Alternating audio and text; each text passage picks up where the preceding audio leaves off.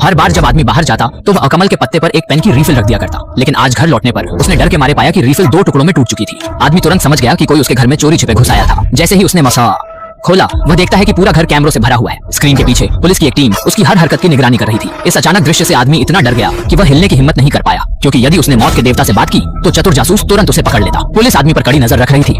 इसका कारण सिर्फ इतना था कि उस आदमी के पास मौत की एक नोटबुक थी, जिसमें वह जिसे मारना चाहता उसका नाम लिखकर चुपके से उसे मौत का शिकार बना सकता था। लेकिन पुलिस ने 2 साल तक निगरानी रखने के बावजूद उस पर हत्या का कोई सबूत नहीं पाया। फिर भी जासूस को यकीन था कि वह शक के घेरे में है, क्योंकि निगरानी शुरू होने के दिन से ही शहर की मौतों में अचानक कमी आ गई थी। यह परोक्ष रूप से यह साबित करता था कि वह आदमी ही हत्यारा है। जब पुलिस उसे गिरफ्तार करने की तैयारी कर रही थी, तभी टीवी पर खबर आई कि एक अपराधी अचानक दिल का दौरा पड़ने से मर गया और उसी समय आदमी चिप्स खाते हुए आराम से बैठा था।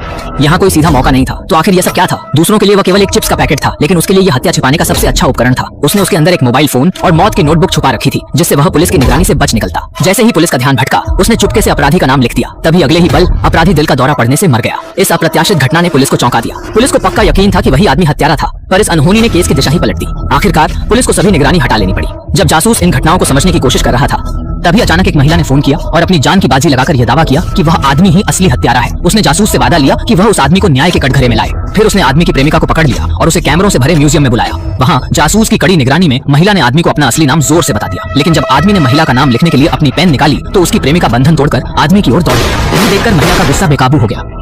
कुछ गोलियां चली और आदमी की प्रेमिका क्षण भर में जमीन पर गिर गई। गोली चलाने वाली महिला खुद चौंक गई, क्योंकि उसका इरादा निर्दोष को नुकसान पहुंचाने का बिल्कुल नहीं था। घूमना फिरना। आदमी को अपनी प्रेमिका की मौत पर रोते हुए देखकर मौत का देवता उसे सांत्वना देने पहुंचा, लेकिन आदमी ने अचानक डरावनी हंसी हंसते हुए कहा, हाँ, दरअसल आदमी ने यह सुनिश्चित करने के लिए कि वह पकड़ में न आए, म्यूजियम जाने से पहले ही दोनों की मौत की वजह लिख दी थी। प्रेमिका भागने की कोशिश में मारी गई और महिला अपराध स्वीकार कर आत्महत्या कर ली। मौत के देवता ने यह सुनकर तुरंत प्रतिक्रिया दी, ओह माया। आखिरकार शायद कहानी यहीं खत्म हो गई।